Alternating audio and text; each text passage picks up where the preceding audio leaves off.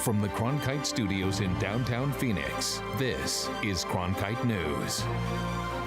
Nationwide, 11.3% of Americans are uninsured as the open enrollment period for health care begins today. Find out how your premiums are expected to change. Plus, a new beginning, why former Arizona Congresswoman Gabby Giffords is changing the name of her public safety group. And waiting for your flight at the airport, you wouldn't want to find one of these on your seat. How Sky Harbor is dealing with their bed bug problem. Cronkite News starts now. Good evening and welcome to Cronkite News on Arizona PBS. I'm Madison Connor. And I'm Tyler Finger. Thank you for joining us. Open enrollment for the Affordable Care Act begins today, and premiums are expected to be down across Arizona. Cronkite News reporter Trevor Fay went to a panel hosted by the Washington Post where concerns are high that ACA signups will still be dangerously low. Residents only have half as much time to sign up, 45 days, cut from 90 in previous years. DJ Quinlan, partner at an Arizona consulting firm, says the program is being undercut by the White House. They've taken away a lot of the advertising to remind people about the enrollment period. The enrollment period has actually been shortened when in most years in the past it's actually been lengthened. So it's really important that we get the word out to folks. It's not just lack of ads that may cause problems, but a reduction in navigators, the people who help consumers find the plan that works best for them. The navigators do spend a lot of time trying to find out what resources can they help a consumer take advantage of. The Trump administration cut funding for navigators by 92%, which Ray fears will leave consumers uninformed when signing up for plans. Jennifer Tolbert of the Kaiser Family Foundation says although Arizona will have a shortened enrollment period, not all Arizonans will be subject to the 45-day time frame. For people who are eligible for Medicaid or the Children's Health Insurance Program, they can sign up for coverage throughout the year. Despite uncertainty about the fate of the Affordable Care Act, Tolbert stresses that the ACA is still the law and warns that those who choose not to get health insurance will still be forced to pay a penalty. In Washington, Trevor Fay, Cronkite News. Arizona is one of the 39 states that take part in the federal marketplace. With the enrollment period cut in half this year, people only have 6 weeks to sign up for coverage. Reporter Emily Richardson talked with people here in Arizona to see how the enrollment process is going.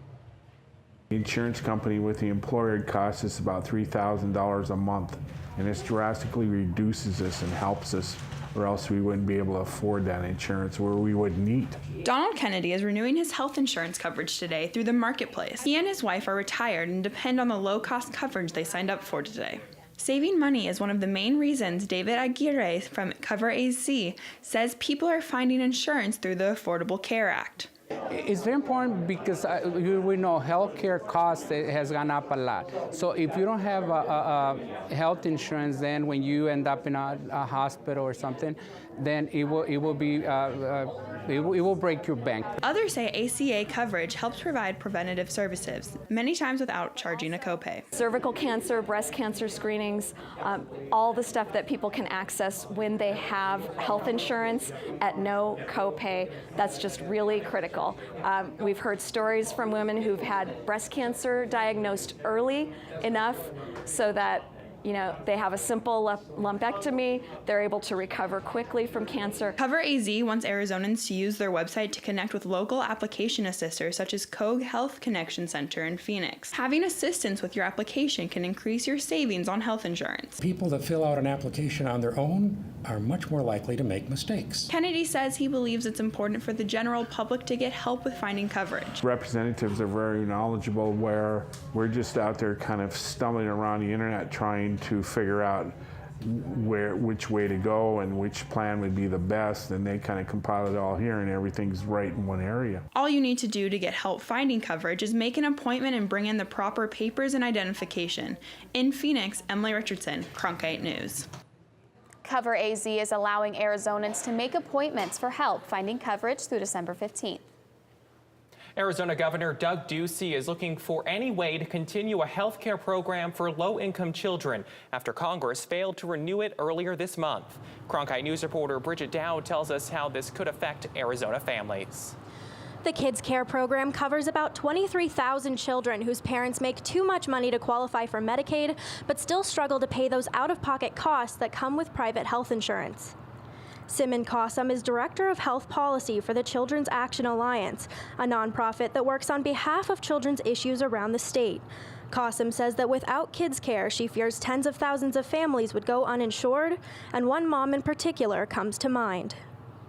She's, working hard to make ends meet, but she told me at the point of tears that without kids' care, she'd be faced between the decision of food on the table and medicine for her daughter. And there are, I think, more families than we realize who are faced with these really hard decisions. Kossum says while kids' care may feel like a cost now, it sets children up for success and is an investment in the future of Arizona. Governor Ducey says he's even considering dipping into the state's rainy day fund as a temporary fix, but has every confidence that Congress will act. In Phoenix, Bridget Dowd, Cronkite News. New discoveries about the man facing federal terrorism charges in deadliest New York terror incident since 9/11. According to police, the 29-year-old immigrant from Uzbekistan, Sayfullo Saipov, planned this attack for weeks and did so in the name of ISIS. Today, New York City Mayor Bill de Blasio said the terror attack will not shake them. My message to all New Yorkers is do what you do best. Be New Yorkers. Be strong, be proud, be resilient. Show the whole world right now that we will not be moved by terror. Saipov was not on any U.S. government terror watch list and had recently passed a background check to drive for Uber. In response to the event, President Trump tweeted this morning criticizing the diversity visa lottery program, which allowed the suspect to enter the U.S. legally in 2010. He said, quote, "The terrorists came into our country through what is called the diversity visa lottery program, a Chuck Schumer beauty. I want merit-based." To this, New York Senator Chuck Schumer responded that he wants a president who is a leader, not a tweeter. If he really wanted to do something, the way we can stop terrorism is anti-terrorism funding to help our New York Police Department and all of our police departments. He cut that in the budget he proposed. President Trump said today in Washington that he would seriously consider sending the New York attacker to Guantanamo Bay prison. It was a terror attack in Tucson 6 years ago that left then Arizona Congresswoman Gabby Giffords severely wounded. And the mass shooting in Sandy Hook the following year spurred Giffords and husband Mark Kelly to found Americans for Responsible Solutions, which promotes stricter gun legislation. Now there's change in store for the organization, as Bailey Vogt reports. Former Arizona Congresswoman Gabby Giffords has been the face of Americans for Responsible Solutions since the gun safety group began 5 years ago. Now, hers will be the name of the group as well. When we first started this organization, we talked a lot about responsibility. But what we've sort of shifted into is engaging in the basic question of public safety. Peter Ambler is executive director of the newly named Giffords. He said the organization wanted a name that exemplified courage. We knew ultimately that there's only one way to go, and that's by naming it after Gabby herself, because there's nobody in this country that exemplifies courage more than she does. Sonal Marvancheryl, assistant professor of marketing at American University's Kogod School of Business, said that the name change could mean a fresh start for the organization. Instead of just focusing on maybe Americans for Responsible Solutions, this is now focusing on the person's name. There's a personalization associated with Giffords, who's very much of a household name in Arizona and presumably in Washington. Marvancheryl also says that naming the organization after Giffords herself can provide a narrative to drive the cause. It's an advantage because she can definitely use her first-hand experience and story, and now the story becomes part of the brand name. Ambler says the name change will assist Giffords in its fight for what they see as sensible gun legislation. It's not a quick fight, it's not an easy fight, but it's something that we need to be committed to over the long haul. In Washington, Bailey Vogt, Cronkite News. In addition to the name change for the main organization, Giffords also announced a rebranding for its Political Action Committee and a legal research center, now known as Giffords PAC and Giffords Law Center. It's been 2 days since Special Counsel Robert Mueller announced charges against 3 advisors of President Trump's campaign. Former campaign chairman Paul Manafort surrendered to the FBI but pleaded not guilty to charges that he laundered millions of dollars through shell companies overseas. Campaign advisor Rick Gates was also charged and pled guilty. Now, more of President Trump's colleagues are being put under the magnifying glass. The president's communication director, Hope Hicks, will speak to Mueller's team sometime this month. When asked if he was planning on firing special counsel Robert Mueller, President Trump simply answered no. Arizona Senator Jeff Flake also commented that firing Mueller would be something the president should steer clear from. That's a third rail we can't touch, either firing or pardoning those who were indicted, short-circuiting the process there. That wouldn't be handled well. There was a recent proposal to build an aerial tram, new restaurants, and a hotel in the Grand Canyon. Coming up on Cronkite News, find out if the multi-million-dollar project was given the green light. Plus, do you find yourself caught in rush hour traffic? Find out how ADOT is using technology to help drivers avoid long waits. I'm Judy Woodruff, anchor and managing editor of the PBS NewsHour. The journalists of tomorrow face a fast-changing media landscape, but quality news remains vitally important to our communities, our country, and our world. At ASU's Walter Cronkite School of Journalism and Mass Communication, students learn solid, reliable reporting, holding the powerful accountable, and rebuilding the public's trust. The Cronkite School and Arizona PBS, preparing the next generation for a stronger future of journalism. When a story comes in the morning, we're out the door as fast as we can go. But it's also great to spend more time in communities and produce projects. From the borderlands to the cities, the reservations, and even the state capitol, we want to get to the heart of the matter. When the lights come on in the studio, we know our hard work is about to pay off. We love what we do here at Cronkite News. We're proud to tell the stories of our state. Now, more than ever, it's important to have a trusted news source, and that's Cronkite News.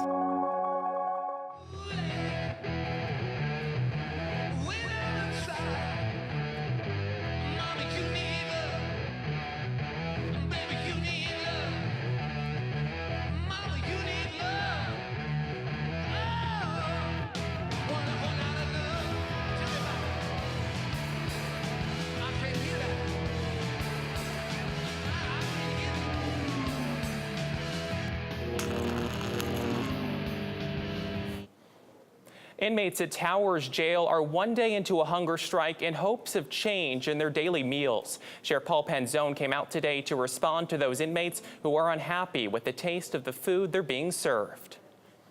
Every part of this meal has been evaluated for its nutritional content to meet that standard. Not just by our in-house full-time nutritionist, but the courts have been a part of this process to ensure that we're meeting those expectations.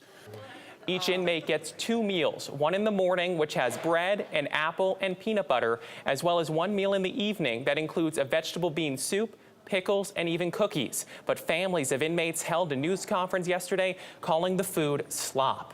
Sheriff Penzone wants to make clear that if these inmates don't like their 2 meals a day, they're more than welcome to pay extra to order limited meals from a cantina. The Navajo Nation has decided not to build the Grand Canyon Escalade project. The proposal included restaurants and a hotel, along with an aerial tram to take visitors from the East Rim to the bottom of the Grand Canyon. Navajo Nation leaders voted 16-2 not in favor of the project. The Navajo Nation would have had to invest $65 million if the project went through. Phoenix Sky Harbor Airport is dealing with a bed bug problem. The airport removed several padded benches near a security checkpoint in Terminal 4 because they were infested with the pests. The airport says the bed bugs were only in 3 benches removed last night, but a pest control company is coming out to make sure they're gone. The Arizona Department of Transportation is launching a new app to get you where you are going faster. The ADOT Alerts app uses geofencing technology to send notifications to mobile devices in specifically affected areas. With targeted alerts sent early, drivers can have time to choose an alternate route and avoid sitting in lengthy traffic backups. The app is free to download, and no sign-ups or email registrations are required. Most people get their first job as a teen, but some youth struggle more than others to find work. Coming up on Cronkite News, how a South Phoenix job fair is restoring hope for the young and unemployed. Plus, it was cool and clear today. I'll have a live look at your forecast when we come back. This fall, I'm so excited! What? from the inspiring to the amazing. You're in the presence of history. The compelling. He said, "Welcome home." It was just a powerful moment. To the astounding. I promised myself I wouldn't cry. And from the breathtaking. This is real. A journey to Mars. To the electrifying. We're going to change the world. All this and more. All this fall. Oh my God! Fridays, it's at Cronkite News, your social sharing connection where you choose the news. Facebook likes and shares, tweets, retweets, and favorites. YouTube views and subscriptions. We're watching you watch us. From our digital home at cronkitenews.azpbs.org to your television, web browser, or mobile device. Find us on Facebook, Twitter, and YouTube. Then join us for at Cronkite News, our weekly refresh, each Friday at 5 on Arizona PBS. I'm Ted Simons, host and managing editor of Arizona Horizon. Join us each weekday at 5:30 and 10 as we bring you the top newsmakers who impact the state. We cover the stories in depth that shape and affect our local communities, and we take the time to ensure that all voices are equally heard. For more than 30 years, Arizona Horizon has been your voice and your source for what matters most, right here on Arizona PBS. Children who travel to Arizona from Central and South America by themselves are trying to heal from that traumatic event through art.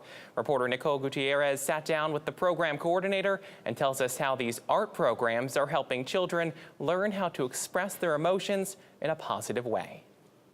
10 boys from Central and South America that were in unaccompanied minor shelters participated in the Professional Art Series, where they painted masterpieces that are now displayed in the Phoenix Art Museum. It was one thing working on their portrait in front of them, but it was something else walking into that room with all of the bright lights shining on their artwork. So they were very proud, you could tell. The Phoenix Art Museum, a local artist, and the Free Arts Program for Abused Children of Arizona came together for this exhibit, El Alma de Mis Raíces, the soul of my roots. It helped the children express their traumatic journey in a positive way. The boys went to the Phoenix Art Museum. That was their very first time at a museum. They had never been to a museum before, little less, found the thought of having an exhibit of their own at one of the most important museums here in the Valley. This is where we get to partner with not only one of the shelters, but also with a cultural partner. In this case, it was the Phoenix Art Museum, and then with a local artist. And Emily Costello is the artist that participated in this series. A series of 7 nights that Manessa says will last a lifetime for the children that participated in the program. This was something that this was an experience that they were going to carry with them for the rest of their lives.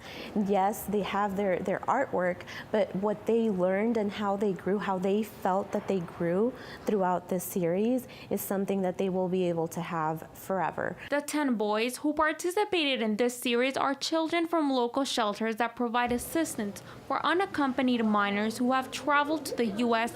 unaccompanied and are currently detained and are awaiting the outcomes of their court case. In Phoenix, Nicole Gutierrez, Cronkite News. Their exhibit will be displayed at the Phoenix Art Museum through November 15th. They're young and able, but somewhere they got off track. They may have had to leave school and have had trouble finding work. Reporter Sydney Eisenberg shows us how one group is working to help disenfranchised youth. Phoenix youth were given a special opportunity today, a chance to gain employment they may have struggled to find. I think it starts with our youth, and we have great benefits for them, as well as giving them the experience that they may need in their future.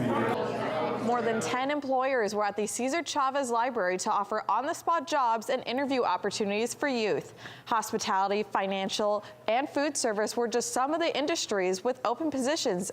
The fair targeted 16 to 24-year-olds who are unemployed, disconnected from school, and live in South Phoenix. Participants were also able to practice their interview skills and through mock interviews, as well as apply for other positions through application stations. Opportunity Youth plans on having 2 other job fairs in 2018. In the Broadcast Center, Sydney Eisenberg, Cronkite News. It's officially November and it's starting to feel like fall. Yeah, the temperatures are finally about where they should be. Let's take a look right now at the temperature outside. 83 degrees, mostly clear, and that's about just a little bit above average. 84 was our high today, the average 82, and as we take a look across the state, not much in terms of any rain on the radar. Pretty clear out there, and then as we move through into the valley, the temperatures out across the state, 56 up in Flagstaff, 61 up at the Grand Canyon, and 81 out in Lake Havasu. Here in the valley, though, temperatures pretty much the same, about 80 degrees across from the east to the west, and that temperature will slowly go down by 10 p.m. 72 in Phoenix and 66 out in Mesa. And as we move through the rest of the night, the temperature going to drop even more by 7 a.m. Just as the sun is rising, it'll be 63 in Phoenix and out in the West Valley, 56 in Buckeye. And the forecast, though, we are going to be going back up a little bit to 84 on Saturday, and as we look at the rest of the weekend and into next week, temperature will go back down to 79 on Tuesday and then up a little bit to 81. And finally, it will be nice outside, Madison. Still ahead on Cronkite News, cleaning up the community. We show you how one group is trying to restore a sense of neighborhood pride.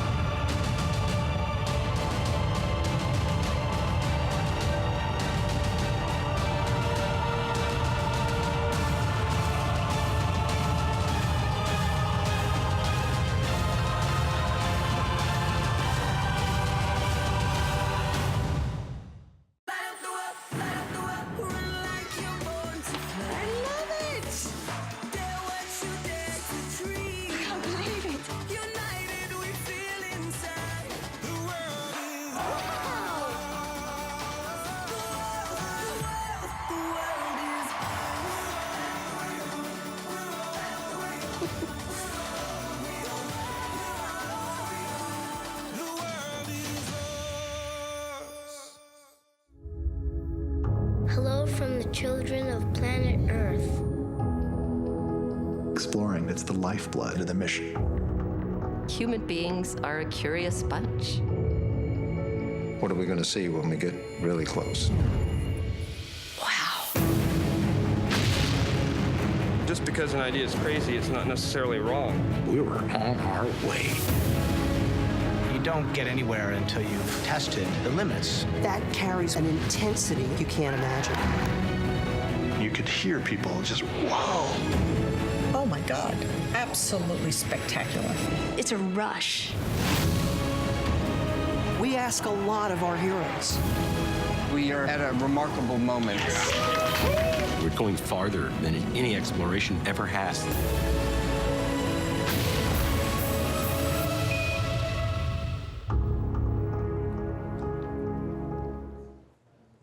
Not too many people would be excited to get up before sunrise on a Saturday, but that's exactly what hundreds of people did in one West Valley neighborhood. With a goal of new sense of pride, Cronkite News reporter Alex Valdez was there and shows how they did it. A neighborhood located just north of 35th Avenue in Buckeye has seen its fair share of garbage, overgrown shrubs, and dirt. These are the reasons why this neglected and forgotten part of Phoenix was chosen by Chicanos por la Casa for their 9th annual Barrios Bellos, an event steered towards transforming communities. Weed whackers, rakes, and trash bags weren't the only tools needed to help restore this barrio. An army of volunteers was also on hand providing the elbow grease and the passion to get Cuban Park neighborhood cleaned up. You have the wealthy Latinos, people that are well off, and then you have the very poor Latinos. And right here is one of those neighborhoods.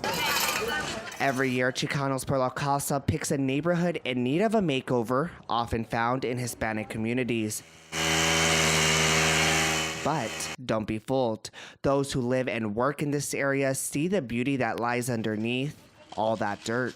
Community support is a huge passion of mine. It's embedded within me, so I do love to give back. Over 300 volunteers came and rolled up their sleeves at the 9th annual Barrios Bellos cleanup event to help beautify a part of Phoenix that Chicanos por la Casa says is often overlooked. what really hits home is where we live in. You know, a lot of our team members do live in this community, within the community, so definitely a great opportunity to, when you do live in this community, to give back. Chicanos por la Causa says when community members come together to help their own, it creates a domino effect.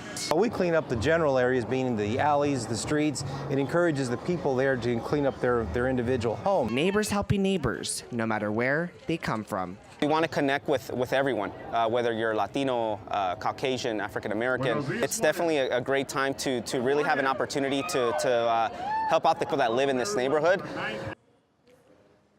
This is the 9th year the cleanup event is held by Chicanos por la Causa, and the organization says they hope it can serve as a first step to rebuilding certain parts of our community.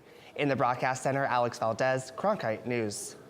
Cronkite News is proud to be the news division of Arizona PBS. Here's what's coming up on Arizona Horizon and PBS NewsHour.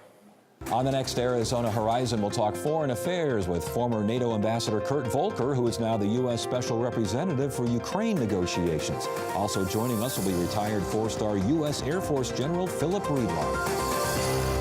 I'm Judy Woodruff on the next NewsHour. On the leading edge of science, we revisit the impact of Hurricane Sandy 5 years later. That's Wednesday on the PBS NewsHour.